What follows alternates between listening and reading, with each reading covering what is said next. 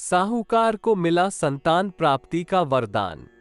एक बार किसी एक नगर में एक साहूकार था। उसके घर में धन की कोई कमी नहीं थी, लेकिन कोई संतान न होने के कारण वो बहुत दुखी था।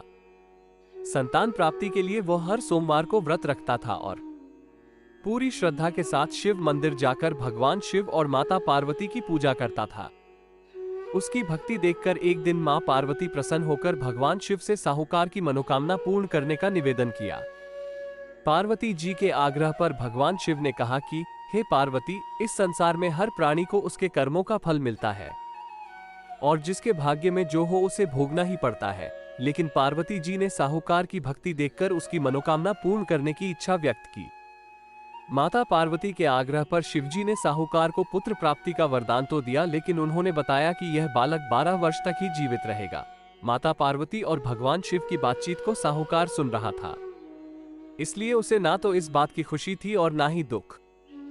वो पहले की भांति शिवजी की पूजा करता रहा।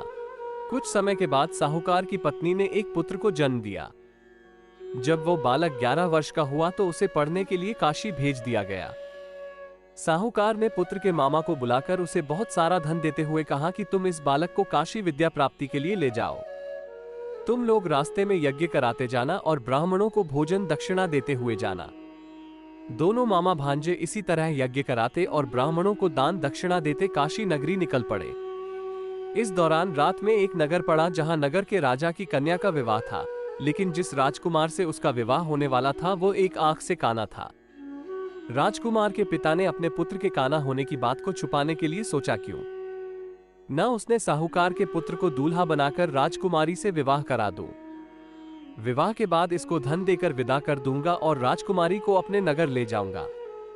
लड़के को दूल्हे के वस्त्र पहनाकर राजकुमारी से विवाह करा दिया गया। साहूकार का पुत्र ईमानदार था, उसे यह बात सही नहीं लगी, इसलिए उसने अवसर पाकर राजकुमारी के दुपट्टे पर लिखा कि तुम्हारा विवाह तो मेरे साथ हुआ है, लेकिन जिस राजकुमार के संग तुम्हें भेजा जाएगा वो एक आंख से काना है। मैं तो काशी पढ़ने जा रहा हूं। जब राजकुमारी ने चुन्नी पर लिखी बातें पढ़ी तो उसने अपने माता पिता को ये बात बताई। राजा ने अपनी पुत्री को विदा नहीं किया, फिर बारात वापस चली गई। दूसरी ओर साहूकार का लड़का और उसका मामा काशी पहुंचे और वहां जाकर उन्होंने यज्ञ किया। जिस दिन लड़का 12 साल का हुआ उस दिन भी यज्ञ का आयोजन था। लड़के ने अपने मामा से कहा कि मेरी तबीयत कुछ ठीक नहीं है। मामा ने कहा कि तुम अंदर जाकर आराम कर लो।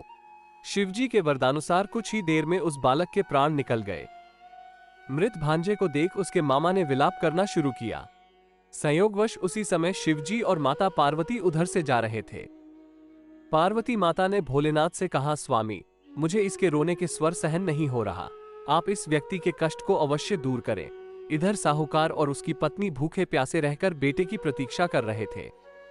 उन्होंने प्रण कर रखा था कि यदि उन्हें अपने बेटे की मृत्यु का समाचार मिला तो वो भी प्राण त्याग देंगे, परंतु अपने बेटे के जीवित होने का समाचार पाकर वो बेहद प्रसन्न हुए।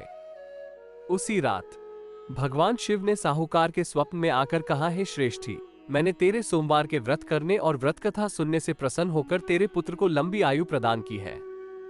इसी प्रकार जो कोई सोमवार व्रत करता है या कथा सुनता और पढ़ता है उसके सभी दुख दूर होते हैं और सभी मनोकामनाएं पूर्ण होती हैं। अगर आपको वीडियो अच्छी लगे तो लाइक जरूर करें और सब्सक्राइब करना ना भूलें। धन्यवाद।